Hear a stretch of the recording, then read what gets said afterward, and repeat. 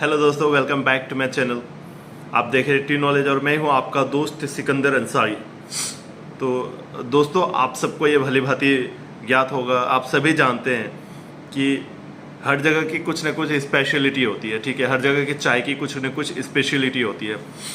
हमारे असम के चाय की कुछ अलग बात है, डुआर्स के चाय की कुछ अलग बात है, या फिर हिमाचल में चले जाओ आप, हर जगह की अलग अलग खासियत होती है। तो उसी तरीके से दार्जिलिंग की दार्जिलिंग के चाय की भी कुछ अलग एक खासियत है।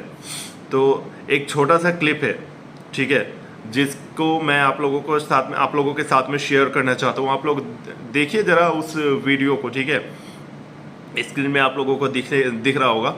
आप देखिए कि उस वीडियो में किस तरीके से वहाँ के लोग चाय को कितना डेडिकेट करते हैं, मतलब चाय के ऊपर में कितना आश्चर्य रहते हैं उन लोग। ठीक है, उनका डेडिकेशन जो है वो चाय के लिए कितना ज़्यादा है, कितना इंपॉर्टेंस रखता है उनके लिए चाय। ठीक है, आप एक बार देखिए उस चीज़ को और समझने की कोशिश कीजिए कि चाय सिर्फ उनके लिए चाय नहीं है, उनकी ज़िंदगी है। एक बार देखिए और तब आपको समझ में आएगा कि क्यों आखिरकार वहाँ के लोगों और वहाँ की जो चाय है वो इतनी ज़्यादा डिमांड है मार्केट में। ठीक है, देखिए। The Darjeeling Hills climb 6,000 feet above the plains of West Bengal in northern India. These are some of the highest elevation tea gardens in the world, and the tea they produce is simply extraordinary. My name is Sebastian Beckwith. In 1999, I founded a company called In Pursuit of Tea, with the mission of sharing spectacular teas from remote regions of the world.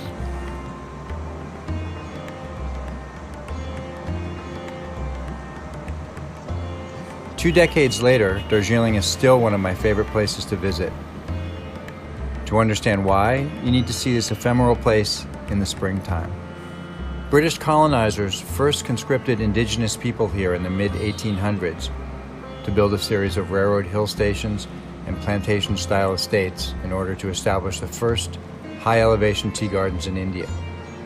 So strong was the British thirst for tea that the empire had just fought a war with China over the drink, and British planters were eager to break the Chinese monopoly on the crop.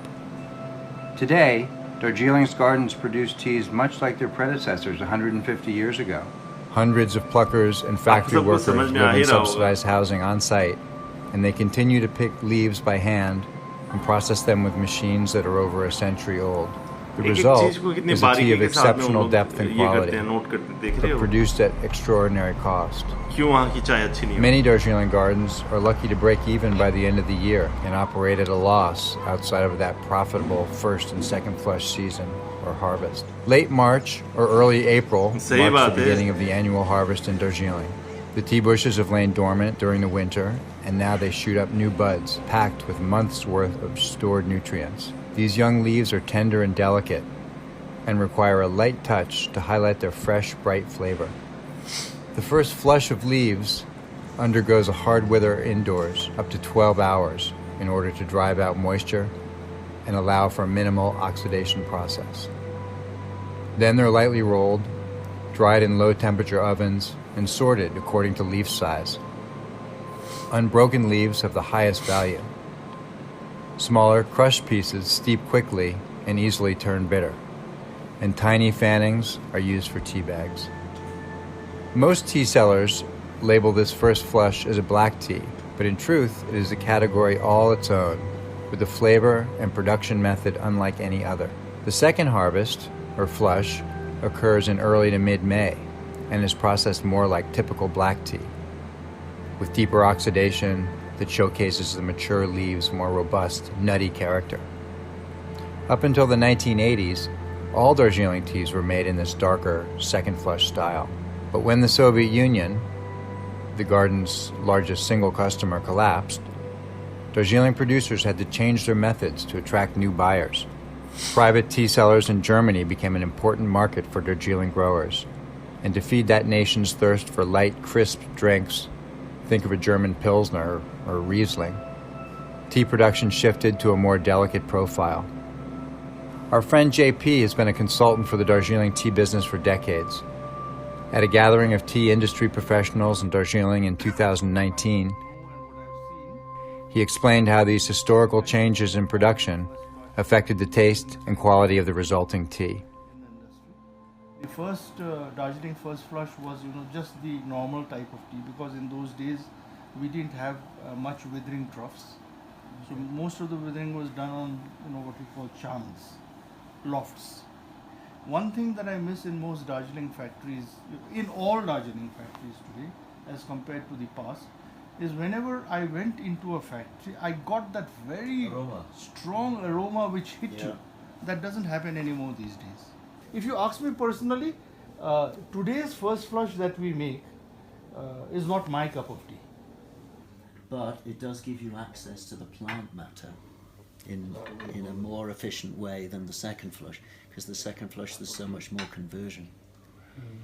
So for instance, in the heritage, you can really taste that it's an old plant. During the first flush harvest, we raced from garden to garden to taste as many as 40 invoices or batches of tea a day. You have to taste quickly. Wait an hour to make a decision, and some other buyer may snag your favorite batch from under your nose. Every time I make the trip to Darjeeling, I wonder if it will be the last time. The estates make slim margins in the best of years, and growing political, economic, and climate pressures seem to make things harder for the gardens every year. Darjeeling is a beautiful, fascinating place. Nothing tastes like the tea that's grown here, but its future is precarious. For now, we continue to make the journey, to seek out beautiful new teas, to share with our fans, and support the skilled workers who make these teas possible.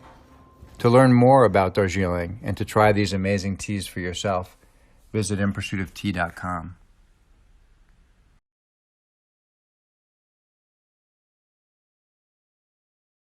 तो ये था दार्जिलिंग, ठीक है।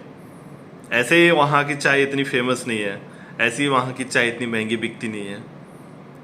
कितना वहाँ का जो क्या बोलते हैं, आपको क्लाइमेट कंडीशन कैसा है देखा आप लोगों ने, वहाँ की प्लकिंग स्टैंडर्ड देखी, वहाँ पे फर्मेंटेशन किस तरीके से किया जाता है, ईच एंड एवरीथिंग आप लोगों ने देखा। तो यही है चाय, मतलब चाय बोल के नहीं, किसी भी चीज़ में जब डेडिकेशन हो ना आपका, तो वो चीज़ अच्छी होती है, ठीक है। उम्मीद करता हूँ आपको इस वीडियो से काफ़ी कुछ सीखने के लिए मिला होगा, चाय के बारे में काफ़ी कुछ जानने के लिए मिला होगा। फिर मिलते हैं इस तरीके के वीडियो के साथ। जय हिंद, वंदे मातरम।